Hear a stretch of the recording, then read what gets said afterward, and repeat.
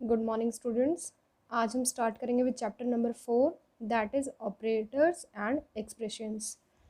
C includes a large number of operators which fall into several different categories. C के अंदर बहुत सारे operator आते हैं जो अलग अलग कैटेगरीज में हैं। एक ऑपरेटर होता क्या है, ये देखिए उसकी डेफिनेशन है यहाँ पे। Operator is a system that tells the computer to perform certain mathematical और लॉजिकल टास्क। अब इसमें देखिए इसने क्या कहा है कि ऑपरेटर होता क्या है, एक सिंबल है जो कि कंप्यूटर को बताता है कि आपको एक मैथमेटिकल या फिर लॉजिकल टास्क करना है। जैसे अगर मैं कह दूँ प्लस है, ये भी क्या है, एक ऑपरेटर है। ये कंप्यूटर को क्या बताता है कि आपको प्लस करना है, माइनस है, डिवाइड है, इनटू है। ऐसे ही लॉजिकल में क्या आ जाएंगे, ये तो मैथमेटिकल हो गए। लॉजिकल में आ जाएंगे greater than equal to, less than equal to, greater than, less than, equal है या नहीं है। क्या कोई दो से मैं कह दूँ ए एंड बी की वैल्यू है कुछ और आपको चेक करना है क्या वो दोनों इक्वल है, तो हम उसको क्या बोलेंगे, लॉजिकल टास्क। फिर इसने कहा है operator are used in programs to perform operation of data and variable. अब मैंने ए और बी दो नंबर लिए थे, दोनों को प्लस करना है, तो ये दो वेरिएबल हो गए पहले, तो इनको प्लस करना है तो बीच में क्या लगा दिया, ऑपरेटर। ये प्लस का साइन क्या है, हमारा ऑपरेटर है। और जिनके ऊपर ये काम करता है, ये ऑपरेटर जिनके ऊपर ऑपरेट होता है, उसको हम क्या कहते हैं, ऑपरेंड्स। ये क्या है, ऑपरेंड्स। देखिए यहाँ लिख भी दिया है। अगर मैं लिख दूँ ए माइनस बी करना है, तो माइनस का जो साइन है वो क्या बन गया, ऑपरेटर। और जो ए और बी है ये क्या बन जाएंगे, ऑपरेंड। अब इसने आगे ऐसे ही कैटेगरीज बताई हैं। जो हमारे ऑपरेटर हैं वो कितनी कैटेगरीज के हैं, वो 8 तरह के, या फिर आप उसको टाइप बोल लो। पहला अर्थमेटिक ऑपरेटर है, फिर relational, logical, assignment, increment, decrement, conditional, bitwise and special. ये आ जाएंगे, इनको हम एक एक करके अभी आगे पढ़ेंगे। फिर आगे वर्ड आता है एक्सप्रेशन। ये एक्सप्रेशन की डेफिनेशन है। An expression is a combination of operators and operands. Expression होता क्या है, कॉम्बिनेशन होता है ऑपरेटर एंड ऑपरेंड का। ये देखिए नीचे एग्जाम्पल, ये सब क्या है, एक्सप्रेशन है। मैथमेटिकल एक्सप्रेशन कहते हैं हम अपने जनरल मैथ की लैंग्वेज में। हमने एक लाइन लिखी है, कुछ इक्वेशन लिखी है, वो भी क्या है, एक एक्सप्रेशन है, जिसमें हमें क्या होता है, ऑपरेटर एंड ऑपरेंड दोनों दिखे। फिर आता है first type of operator, that is arithmetic operators. Arithmetic operators are use to perform arithmetic operation on data. जो ये वाले ऑपरेटर होते हैं, ये किस लिए यूज्ड होते हैं, अर्थमेटिक ऑपरेशन करने के लिए। अर्थमेटिक ऑपरेशन कौन कौन से हैं, इन्होंने आगे देखो टेबल में बताया है। पहला प्लस है, फिर minus, multiplication, division, modulus division. Plus का हम सबको पता ही है, एडिशन क्या करता है, दो नंबर को ऐड करता है। अच्छा एक और बात है, इसको साथ साथ यूज़ करते हुए बता देती हूँ मैं आपको। जो ऑपरेटर दो पे काम करे, जैसे प्लस का है, प्लस वाला ऑपरेटर है, प्लस जब हम लगाते हैं तो हम दो नंबर को प्लस करते हैं ना, जैसे हम कहते हैं 1+2, तो इसके लेफ्ट हैंड साइड में भी कुछ लिखा होना चाहिए, राइट हैंड साइड में भी।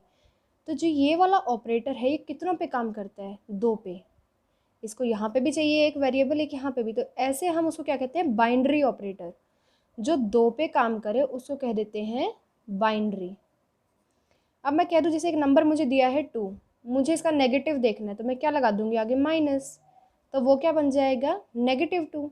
तो ये जो माइनस वाला है, ये सब्ट्रैक्शन का अलग है, नेगेटिव वाला अलग बता रही हूँ मैं। ये कितने पे काम करता है, एक पे, तो ऐसे को क्या बोलते हैं, यूनरी। जो दो पे काम करे वो बाइनरी ऑपरेटर, जो एक पे काम करे वो यूनरी ऑपरेटर। तो देखो ये भी बाइनरी है, दो चाहिए इसे भी प्लस करने के लिए। सेम जो सब्ट्रैक्शन है, इसको भी दो चाहिए, ए माइनस बी। मल्टीप्लिकेशन को भी दो चाहिए, डिवीजन को भी। यहाँ पे अब आपको एक नया सिंबल दिखेगा, दैट इज़ मॉडुलो डिवीजन। ये हमें क्या देगा, अगर मैंने लगाया है ए मॉडुलो बी, तो ये ए को बी से डिवाइड करेगा और हमें उसका रिमाइंडर देगा। ये क्या देगा, हमें रिमाइंडर देगा। जो आपने दो इसके वेरिएबल लिखे होंगे उनको डिवाइड करके उनका रिमाइंडर दे देगा। इसने आगे देखिए यही लिखा है, इसने आगे कहा है there is no exponential operator in C. C के अंदर ई वाला ऑपरेटर नहीं होता है। उसके लिए हम क्या यूज़ करते हैं, लाइब्रेरी फंक्शन है POW, pow, to carry out this operation. हम पावर वाला यूज़ कर लेते हैं इसके लिए। The operands act upon by arithmetic operators must represent numeric value. इसने क्या कहा है, जो भी ये आंसर आएंगे जिस पे ये काम कर रहा है, जैसे मैंने ए और बी दो पे लगाया है, यही वाला ले लो मॉड वाला, तो ए भी क्या होना चाहिए, एक न्यूमेरिक वैल्यू होनी चाहिए, बी भी न्यूमेरिक होनी चाहिए, मतलब इनके अंदर कुछ नंबर्स होने चाहिए ए और बी। डिवाइड तो हम नंबर को कर सकते हैं, सिमिलरली प्लस माइनस इनटू ये सब क्या होते हैं, हम किसको कर सकते हैं, न्यूमेरिक वैल्यू को। फिर इसने आगे कह दिया the modulo division that is represented by percentage sign requires that both operands be integers and second operand be non zero. अब क्या होना चाहिए कि जो ये वाला मॉडुलो डिवीजन है, इसके इस साइड पे भी इंटीजर होना चाहिए और दूसरी साइड पे भी रियल नहीं होना चाहिए, मतलब जिसमें ना तो डेसिमल हो, जैसे मैं 10.1 ले लूँ, ऐसा नहीं होना चाहिए, पॉइंट नहीं होना चाहिए नंबर में, ना ही ई होना चाहिए, यहाँ पे भी इंटीजर होना चाहिए और यहाँ पे भी, और जो दूसरे वाला जिसे डिवाइड कर रहे हो वो कैसा होना चाहिए, नॉन ज़ीरो, क्योंकि किसी भी हम फाइनाइट नंबर को ज़ीरो से डिवाइड करेंगे तो क्या बन जाएगा, इन्फिनिटी। तो इसलिए इसने क्या कहा है, पहले तो दोनों इंटीजर हो, दूसरा ये वाला जो होगा जो डिवाइड करेगा ये कैसा होना चाहिए, नॉन ज़ीरो। फिर से लिख दिया है division by zero result an error, क्योंकि हमें तो पता है कि किसी फाइनाइट को अगर हम ज़ीरो से डिवाइड करेंगे तो इन्फिनिटी आएगा, लेकिन कंप्यूटर को नहीं आता ये, तो ये क्या दे देगा, कंप्यूटर एरर दे देगा। जो ये मॉडुलो डिवीजन वाला है लास्ट वाला ऑपरेटर, ये हम फ्लोटिंग पॉइंट डाटा पे यूज़ नहीं कर सकते हैं, जिसमें पॉइंट होगा डेसिमल होगा उस पर हम यूज़ नहीं करेंगे, इसको दोनों क्या चाहिए, इंटीजर चाहिए। फिर इसने कह दिया also the division operator, divide वाला जो सिंपल है, ये तो रिमाइंडर देता है, ये डिवाइड करके बताता है, तो ये क्या कह रहा है, requires that second operator must be non zero, कि दूसरे वाले जैसे डिवाइड कर रहे हो वो कैसा होना चाहिए, नॉन ज़ीरो। फिर आता है integer division truncates any fractional part. अगर हम इंटीजर का डिवीजन कर रहे हैं तो अगर कोई फ्रैक्शनल पार्ट आता है, जैसे अगर मैं डिवाइड करती हूँ 7 को 2 से, तो क्या आएगा 3.5, ये दोनों क्या थे, इंटीजर, तो आंसर भी क्या आएगा, इंटीजर, दैट इज़ 3। ये पीछे वाले जो हमारा फ्रैक्शनल पार्ट है उसको क्या कर देगा, वहाँ से ट्रंकेट कर देगा, नेग्लेक्ट कर देगा। और अगर हम फ्लोटिंग पॉइंट डिवीजन करेंगे, दोनों नंबर पॉइंट में है तो आंसर पॉइंट में कंप्लीट आएगा, ये पीछे का जो 0.5 है ये रिमूव नहीं होगा। अब आता है next integer arithmetic. Integer arithmetic का मतलब क्या है, जो भी ये ऊपर मैंने आपको ऑपरेटर्स बताए थे, ये वाले प्लस का मतलब addition, subtraction, then multiplication, division, modulo division, ये सब क्या होंगे, इंटीजर अर्थमेटिक में इंटीजर पे काम करेंगे, कि जो दो ये मैं वेरिएबल दूंगी ये दोनों कैसे होंगे, इंटीजर, तो उसको क्या कह देंगे, इंटीजर अर्थमेटिक। फॉर एग्जांपल मैंने एक नंबर ले लिया है 7, दूसरा ले लिया है 2, ए में लिया है 7, बी में लिया है 2, क्योंकि इसने लिख दिया ना, suppose that A and B are two integer whose values are 7 and 2 respectively, मतलब पहले वाली पहले को, दूसरी वाली दूसरे को। तो अगर मैं 7 + 2 करूँगी, अब ए की जगह पे 7 रख दो, बी की जगह पे 2, अब ये ऑपरेटर्स लगाते हैं, 7 + 2 9, 7 - 2 5, 7 × 2 14, 7 डिवाइडेड बाय 2 3, क्यों हुआ है 3, वैसे आंसर तो 3.5 आना चाहिए, लेकिन ये इंटीजर पे चल रहा है तो आंसर भी इंटीजर आएगा। 3.5 था, लेकिन पॉइंट के बाद वाला क्या हो जाएगा, ट्रंकेट हो जाएगा, वहाँ से उसको हम निगलेक्ट कर देंगे एक तरह से। फिर आता है 7 मॉडुलो 2, 7 को डिवाइड करो 2 से, 2 3 ज़ा 6 1, रिमाइंडर क्या आया 1, तो देखो यहाँ पे रिमाइंडर आ गया है। ये वाला क्या करता है ऑपरेटर, दोनों का रिमाइंडर बता देता है आपको। ऐसे ही रियल के लिए आएगा सेम, रियल के में क्या हो जाएगा, जो भी आपके दो वेरिएबल है दोनों रियल होंगे, रियल का मतलब उसमें पॉइंट होगा, ये देखो।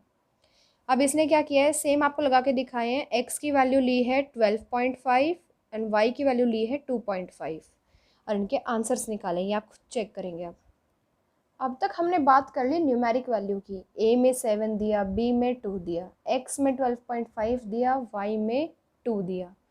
लेकिन अब अगर ऐसा आ जाए कि करेक्टर पे लग रही है सब, v1 + v2, जैसे ये भी करेक्टर वैल्यू ले रहा है, ए है इसके अंदर z है, तो हम कैसे करेंगे, तो आप यूज़ करेंगे एस्काई वैल्यूज़ का। मैंने आपको पहले ही बताया था, आप कंप्यूटर में लिखते हैं ABCD, लेकिन वो उसको किस में चेंज कर देता है, बाइनरी में। बाइनरी में जाने के लिए उसको पहले किस में जाना पड़ेगा, एस्काई वैल्यू में। तो आप कुछ वैल्यूज़ नोट कर लें, कैपिटल ए की वैल्यू होती है 65, कैपिटल जेड की वैल्यू है 90। ए 65 है कैपिटल, तो बी कितना हो जाएगा 66, सी कितना हो जाएगा 67, ऐसे करते करते जेड कितना आएगा कैपिटल 90, आप ऐसे रखेंगे। फिर है स्मॉल ए की वैल्यू है 97, स्मॉल जेड की वैल्यू है 122। आप यहाँ से शुरू कर दे, स्मॉल बी स्मॉल सी, ऐसे इनमें प्लस करना 1 1। ज़ीरो की वैल्यू होती है 48, 9 की वैल्यू होती है 57, ये भी आप ध्यान रखें। अब इसने कहा है कि अगर अब हम ये सब जो आपने पढ़े हैं पीछे operators, plus minus divide into modulo, अगर ये हम करेक्टर वैल्यू पे लगाते तो कैसे आएगा।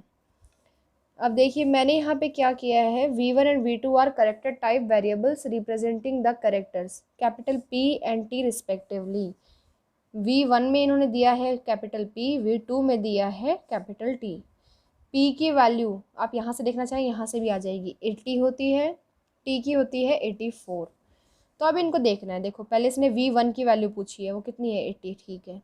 v1 प्लस v2, v1 की वैल्यू कैपिटल p की वैल्यू इसका ही कितनी होती है 80, तो यहाँ 80 आ जाएगा, प्लस v2 की कैपिटल t, उसकी वैल्यू कितनी होती है 84, दोनों का सम करेंगे क्या आएगा 164। अब आप एक चीज़ का ध्यान रखिएगा, ये देखो दो लाइन है, आपको उनमें एक छोटा सा डिफरेंस दिखेगा लेकिन आंसर बिल्कुल अलग है। v1 v1, v2 v2 same, v1 की वैल्यू थी 80, v2 की थी 84। अब आप इनको जोड़े क्या आएगा 80 प्लस 84 दैट इज़ 164 प्लस 9, तो कितना आ जाएगा 173। लेकिन नीचे वाले में तो सेम लिखा है पर आंसर क्या आ गया 221। ये देखिए इसका डिफरेंस है पूरा, ऊपर 9 लिखा था, 9 का मतलब जैसे मैथ्स वाला 9 होता है वो ऐड करना है सिर्फ, लेकिन जब ये सिंगल कोटेशन मार्क में 9 आ गया इसका मतलब 9 क्या है यहाँ पे करेक्टर है, और करेक्टर की वैल्यू मैंने अभी आपको बताई है 9 की कितनी होती है 57। तो ये 9 नहीं ऐड करोगे, अब आप इसकी जगह पे क्या ऐड करोगे 57 ऐड करोगे। नेक्स्ट आता है during integer division if both the operands are of same sign then result is truncated towards 0। जैसे अगर मैंने इंटीजर था और दोनों सेम साइन के, देखो 8 भी प्लस का है 9 भी प्लस का है, लेकिन ऊपर 8 है, 8 डिवाइडेड बाई 9 क्या आएगा 0 पॉइंट समथिंग, तो इंटीजर क्या आ गया, मतलब आंसर क्या आ गया 0। ऐसे ही -4 -5, लेकिन ऊपर वाला छोटा है नीचे वाले से, तो क्या आएगा आंसर 0। अब इसने दिया है how ever if one of them is negative the direction of truncation is machine dependent. अगर मैंने -4/5 निकाला तो आंसर क्या आएगा -0 पॉइंट समथिंग, लेकिन अब आंसर कंप्यूटर 0 भी दे सकता है और -1 भी दे सकता है, किस पे डिपेंड करेगा आपके कंप्यूटर पे। नेक्स्ट इसने बताया है अगर हमें एक ऐसा एक्सप्रेशन दिया है, मैथ्स में हम ऐसे बहुत सारे सॉल्व करते हैं एक्सप्रेशन, इक्वेशंस भी बोल सकते हैं आप इसको, तो कैसे सॉल्व करना है ये सी आपको अपने वे में बताएगा आगे। देखिए पहले तो वैसे हम क्या करते थे ब्रैकेट सॉल्व, फिर ये देन जो आंसर आया वो इसमें मल्टीप्लाई, फिर ये ब्रैकेट सॉल्व ये ब्रैकेट सॉल्व, फिर दोनों को प्लस। अब हम इसी को मैथ्स में इसमें देखेंगे सी लैंग्वेज में कैसे सॉल्व करना है। इसे दिया है प्रेसिडेंस ऑफ अर्थमेटिक ऑपरेटर्स, मतलब अगर आपको एक लाइन में सारे ऑपरेटर लिख के दिए तो सबसे पहले आप किसको सॉल्व करोगे। जैसे आपने मैथ्स में बोर्ड मास रूल पढ़ा होगा, उसमें क्या होता था पहले ब्रैकेट खुलती है बोर्ड मास में, फिर हमारे डिवीजन आ जाएगा, ऐसे प्लस आएगा माइनस आएगा मल्टीप्लाई आएगा, मतलब सबसे पहले क्या सॉल्व करना है वो ही हम सी में देखेंगे। तो जो ये वाले हमने ऑपरेटर पढ़े हैं इनमें देखो फर्स्ट अगर आपको चारों पांचों लिख के दिखाई दें तो आपको सबसे पहले सॉल्व करनी है पैरेंथेसिस। जो ये आपको पैरेंथेसिस ऊपर दिख रही है सबसे पहले आप ये सॉल्व करेंगे, और ये सॉल्व कैसे करनी है लेफ़्ट टू राइट। ये देखो यहाँ पे दो है ना पैरेंथेसिस मेन, पहले बड़ी वाली की बात कर रहे हैं, मेन एक और ये दो।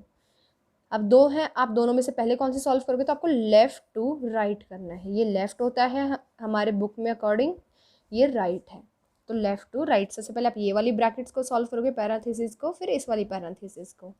जब ये सॉल्व हो जाएगा तो उसके बाद आपको मिलता है मल्टीप्लिकेशन डिवीजन मॉडुलो ऑपरेटर। ये आप अपनी मर्ज़ी से तीनों अगर लिखे एक लाइन में तो आप कोई भी पहले कर लो कोई भी बाद में, वो आपकी मर्ज़ी है, लेकिन करोगे कैसे लेफ़्ट टू राइट। जैसे मैंने लिख दिया A division B modulo C into D, तो अब देखो तीनों एक ही लेवल पे खड़े हैं ना। अब मैं सॉल्व कैसे करूँ, पहले किसको निकालूँ, तो मैं लेफ़्ट टू राइट कर दूँगी। पहले इन दोनों को सॉल्व करूँगी, फिर जो आंसर आएगा उसका मॉडुलो सी के साथ, फिर इस पूरे का जो आंसर आएगा वो मल्टीप्लिकेशन डी के साथ। ऐसे ही प्लस और माइनस मिले हैं और दोनों एक ही साथ दिख जाते हैं, तो लेफ्ट टू राइट में जो पहले आ जाए, लेफ्ट में जो पहले होगा उसको पहले, जो राइट में होगा वो बाद में। इसके बाद आता है असाइनमेंट ऑपरेटर, वैल्यू देने वाला ऑपरेटर, तो ये भी लेफ्ट टू राइट में चलेगा। इसके बाद आते हैं रिलेशनल ऑपरेटर्स, रिलेशन निकाल रहे हैं हम एक दूसरे के साथ, तो रिलेशन दो का निकलेगा ना, कि ए का बी के साथ क्या रिलेशन है, सी का डी के साथ क्या है। तो ये होते कैसे हैं, ग्रेटर देन, लेस देन, जो हम मैथ्स में पढ़ते हैं सेम वही। यहाँ पे देखो ये क्या है, ग्रेटर देन और इक्वल टू, लेस देन और इक्वल टू। अब दो जब इक्वल साथ में आ जाता है उसको हम क्या बोलेंगे सी लैंग्वेज में, इक्वल टू। और इसके सामने जब ये ऐसे आपका एक्सक्लेमेशन मार्क आ जाएगा तो इसको हम क्या बोल देंगे, नॉट इक्वल टू। ए अगर मैंने ली है वैल्यू 7, बी लिया है 2, तो मुझे चेक करना है क्या ए और बी इक्वल है, तो मैं लिख दूंगी नहीं है इक्वल, तो लिखूंगी कैसे, A is not equal to B, ऐसे लिखूंगी। अब देखो इसने आगे इनके लिए भी दे दिया है, 5 is less than 10 is true, 15 is less than 10 false, ऐसे। अब इसने इनकी भी प्रेसिडेंस बता दिया आपको, पहले किसे सॉल्व करना और बाद में किसे। ये चारों तो एक लेवल पे हैं, ये दो एक लेवल पे, अगर इनमें से देखना है तो पहले ये वाले सॉल्व होंगे फिर ये वाले सॉल्व होंगे। इसमें कैसे करना है, अगर ये चारों आपको एक लाइन में दिख रहे हैं तो लेफ्ट में जो पहले मिल जाए फिर करते करते राइट में जाना है।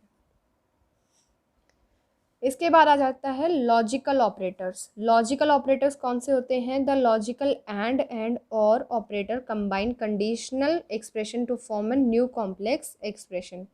ये लॉजिकल रहेंगे आपके, इनकी वैल्यूज़ मैं आगे बताऊंगी कैसे चेक करनी है। इस वाले को हम क्या कह देंगे, लॉजिकल नॉट, जो दो लाइन लगी है सीधी, लॉजिकल और, ये जो एंड वाले सिंबल है दो, logical and. The logical operator and और are use to test more than one condition and make decision. जब एक से ज़्यादा कंडीशन हो मेरे पास तब हम इन दोनों का यूज़ करेंगे। देखो नीचे इसने एग्जाम्पल भी दे दिया है। पहले मुझे चेक करना है क्या ए प्लस बी सी से बड़ा है, फिर मुझे चेक करनी है, एक कंडीशन तो ये हो गई, दूसरी कंडीशन है मेरे पास क्या सी 10 से बड़ा है, तो दो कंडीशन चेक करनी है साथ साथ में, तो मैं बीच में क्या लगा दूंगी, एंड या फिर और। इसने अभी एंड लगा दिया है। नीचे इसने दिया है अब ट्रू फॉल्स के लिए कैसे चेक करना है, तो देखो आपकी ये टेबल बन जाएगी। पहले लिखना है स्मॉल ए स्मॉल बी, आपको 4 लाइन लगा लेनी है ऐसे, 1 2 3 4। तो पहले दोनों को फॉल्स ले लो, फिर एक बार ए को फॉल्स बी को ट्रू, फिर एक बार ए को ट्रू बी को फॉल्स, फिर दोनों को ट्रू। अब देखते हैं क्या आंसर देते हैं। सबसे पहले सिंपल ये है, ये देख लेते हैं, नॉट ए। नॉट ए का मतलब क्या है, जो भी ए बोल रहा है उसका उल्टा कर दो। ए ने बोला फॉल्स तो यहाँ नॉट ए में क्या आ जाएगा, ट्रू। ए ने बोला फॉल्स, ए में ट्रू। इसने बोला ट्रू तो नॉट ए में फॉल्स, फिर ए ने बोला ट्रू तो नॉट ए में फॉल्स। फिर अब आ जाते हैं ए और बी में। और का मतलब क्या होता है कि दोनों में से अगर एक भी ट्रू है तो आंसर ट्रू आएगा। मैं दोबारा बता रही हूँ, दोनों में से अगर एक भी ट्रू है तो आंसर ट्रू आएगा। देखो यहाँ पे दोनों में से एक ट्रू है, पहले इसी की बात कर रहे हैं, तो आंसर क्या आ गया, ट्रू। यहाँ पे ये ट्रू था तो इसलिए आंसर क्या आ गया, ट्रू। दोनों ही ट्रू हो गए, एक से ही काम बन रहा था, दोनों से तो और अच्छा है, तो आंसर क्या आ गया, ट्रू। यहाँ पे कोई भी ट्रू नहीं था तो इसलिए आंसर क्या आ गया, फॉल्स। फिर आता है ए एंड बी। इसमें हमें दोनों अगर ट्रू होंगे तो ही आंसर ट्रू आएगा, वरना फॉल्स आएगा। अगर दोनों ट्रू होंगे तो ही आंसर ट्रू आएगा, वरना फॉल्स आएगा। दोनों फॉल्स फॉल्स, एक ट्रू है एक फॉल्स है, पर हमें तो दोनों ट्रू चाहिए तो ये भी फॉल्स। दोनों ट्रू नहीं है, फॉल्स। दोनों ट्रू है तो ट्रू आ गया। अब इसने कहा है जब हम ज़ीरो लिखते हैं लॉजिकल में तो हम उसको कैसे बताते हैं, ज़ीरो एक को ट्रू के लिए ले लो, एक को फॉल्स के लिए। 1 हम बेसिकली ट्रू के लिए यूज़ करते हैं, 0 हम फॉल्स के लिए यूज़ करते हैं।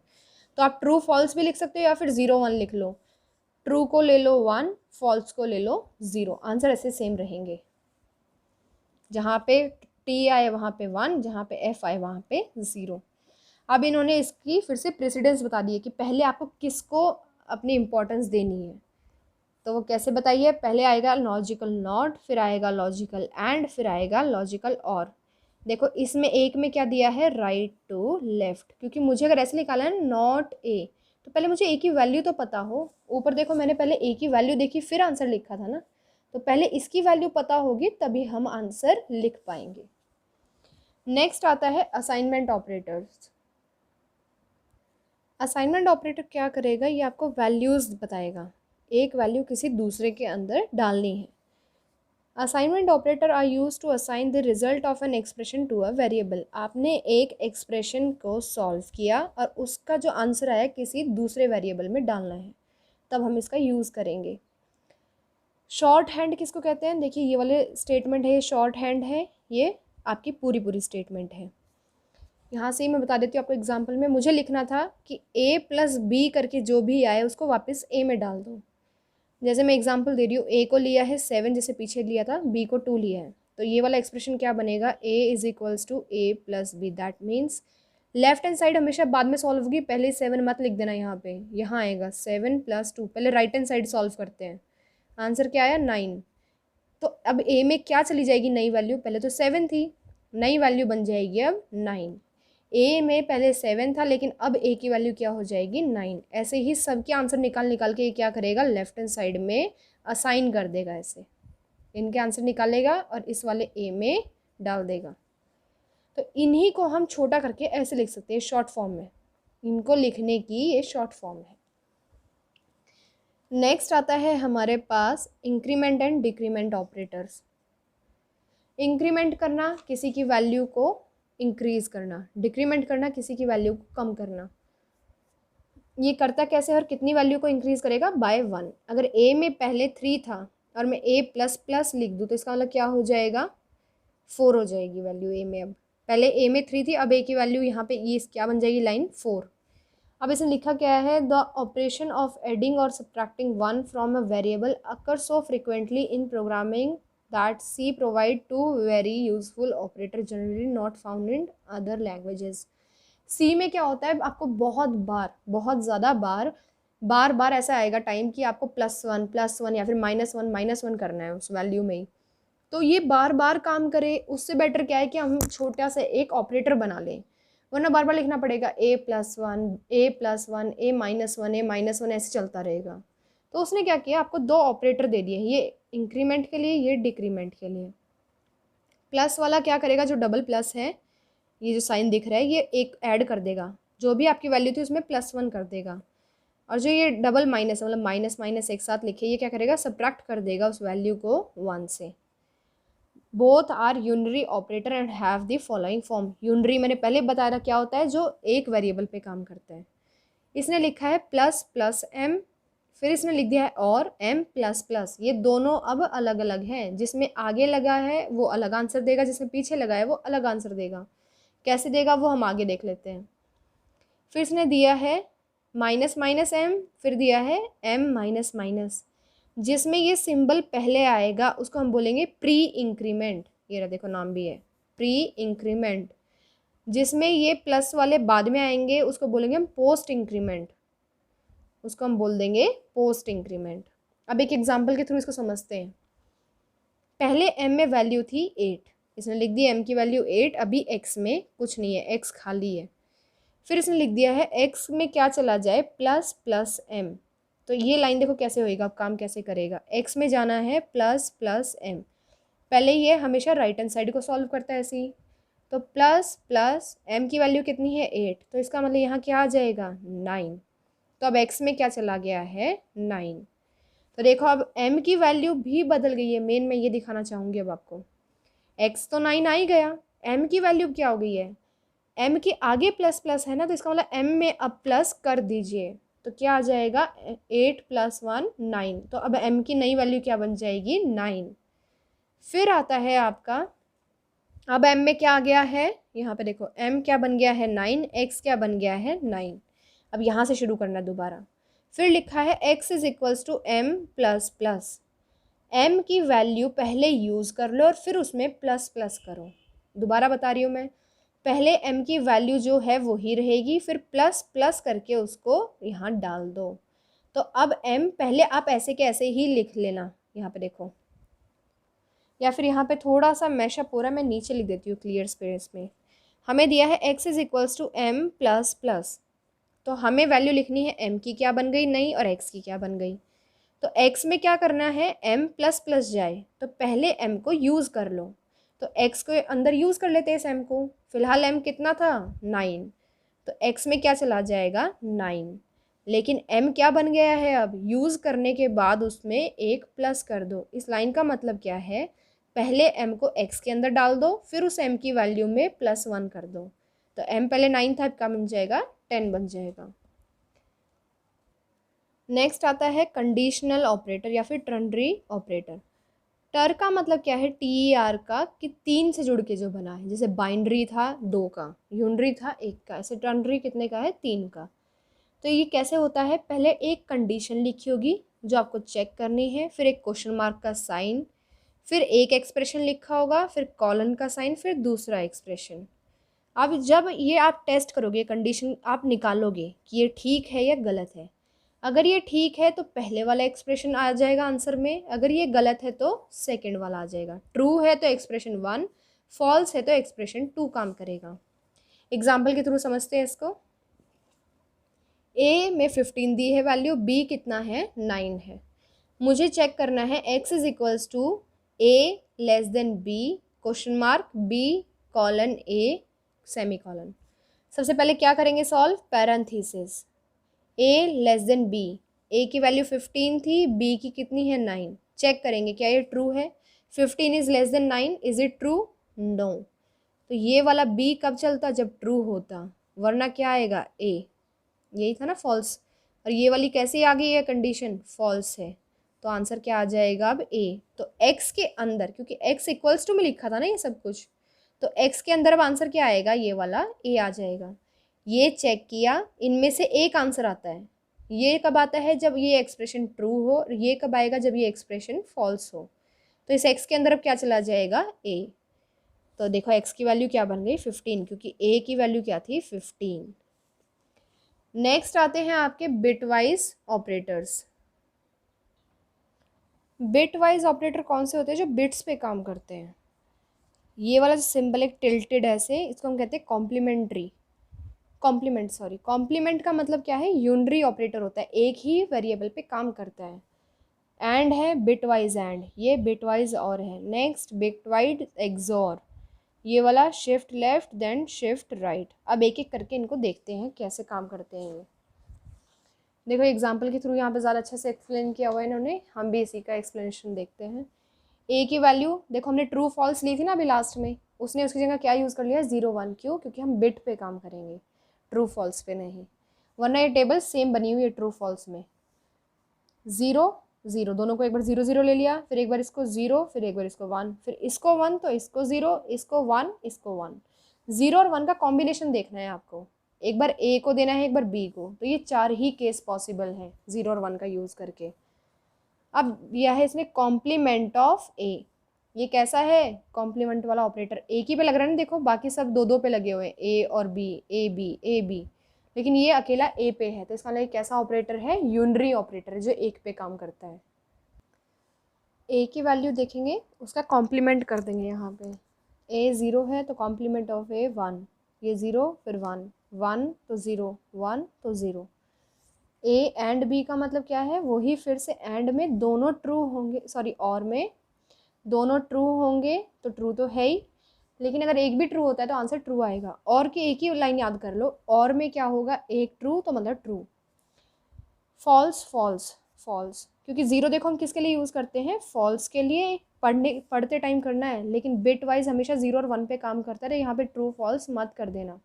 पर आप बोलेंगे ऐसे ही, अपना जब लिखेंगे मन में आपको ऐसे ही करके करना है, 1 का मतलब ट्रू, तो एक ट्रू तो आंसर ट्रू, एक ट्रू आंसर ट्रू, दोनों ही ट्रू है और अच्छी बात है, तो आंसर ट्रू आ जाएगा। एंड में क्या होगा, दोनों ट्रू होने चाहिए तभी आंसर ट्रू होगा, तो एक ही केस है दोनों ट्रू होने का, तो यही आंसर ट्रू आएगा, बाकियों में फॉल्स। एक्सॉर, यहाँ पे देखो अब क्या दे दिया है, दोनों अलग अलग होंगे तो ही आंसर ट्रू आएगा, वरना आंसर हमेशा फॉल्स आएगा। अगर सेम है तो फॉल्स, देखो सेम है ना, 1 1 फॉल्स, अलग अलग होंगे तो आंसर ट्रू आएगा। अब इसमें देखिए यहाँ पे आपको एक x लेके दिखाया 73, y लेके दिखाया 14। सबसे पहले आप क्या करेंगे, इसको बाइनरी में चेंज करेंगे। 73 को बाइनरी में क्या बन जाएगा, ये, 14 का बाइनरी ये बन जाएगा। अब आप इस पे एंड लगाओ, एंड का मतलब देखो ऐसे, दोनों अगर ट्रू हुए तो आंसर ट्रू, वरना फॉल्स। दोनों ट्रू कहाँ है, एक तो यहाँ पे है और तो कहीं पे है ही नहीं, तो सबका आंसर बाकियों का क्या आएगा, 0 0 0 0। इसका सिर्फ आंसर क्या रहेगा, 1। फिर आता है और का मतलब क्या है, एक भी ट्रू हुआ तो आंसर ट्रू है। एक ट्रू, एक ट्रू, एक ट्रू, दोनों ही ट्रू है, और अच्छी बात है, एक ट्रू, तो यहाँ पे आंसर क्या आएगा, 1, बाकियों पे 0। फिर आता है आपका एक्सोर, दोनों अलग अलग होंगे तब आंसर ट्रू आएगा, वरना हमेशा फॉल्स। दोनों अलग अलग हैं, अलग हैं, यहाँ भी अलग है, सिर्फ जो मैंने सर्कल में डाला है यहाँ पे आंसर ट्रू आएगा, मतलब 1, बाकियों पे 0। नेक्स्ट आता है आपका स्पेशल ऑपरेटर। स्पेशल ऑपरेटर क्या होते हैं आपके, यूनरी माइनस। यूनरी माइनस का मतलब मेरा ए था, ए की वैल्यू थी 15, मैंने लिख दिया -a, तो अब वैल्यू क्या बन जाएगी, -15। ए की पे लगता है इसलिए यूनरी। नेक्स्ट है कॉमा ऑपरेटर, ये आप सी में बहुत यूज़ करोगे, आगे जैसे जैसे आते जाएंगे वैसे वैसे मैं आपको बताती जाऊंगी, अब तक जितना किया है उसमें बता देती हूँ। जैसे मैंने वेरिएबल लिखा था ना, इंट a, b, तो देखो कॉमा से अलग हुआ है ना, तो यहाँ यूज़ होता है कॉमा। फिर नेक्स्ट आता है आपका साइज ऑफ ऑपरेटर। ये साइज ऑफ ऑपरेटर क्या होता है, मैंने कोई ऑपरेंड लिया, जैसे ए बी सी डी ये लिए थे वेरिएबल, लेकिन मुझे इसका साइज़ देखना है, कितना साइज़ है इसका, और वो आंसर किस में आएगा, यूनिट क्या होती है इसकी, बाइट्स। तो साइज ऑफ ऑपरेटर क्या करता है, इज़ अ यूनरी ऑपरेटर, मतलब एक पे ही काम करता है, and returns the size of operand. मतलब आपको जिस भी ऑपरेंड का साइज़ निकालना है, आप कैसे लिख दो उसको, साइज ऑफ, बिना स्पेस के, दोनों पैरेंथेसिस स्टार्ट की, ऑपरेंड लिखा, बंद कर दिया, आपको उसका आंसर मिल जाएगा कि इस ये कितने साइज़ का है। जैसे मैंने लिख दिया साइज ऑफ ए, तो मुझे ए का साइज़ पता चल जाएगा बाइट्स में।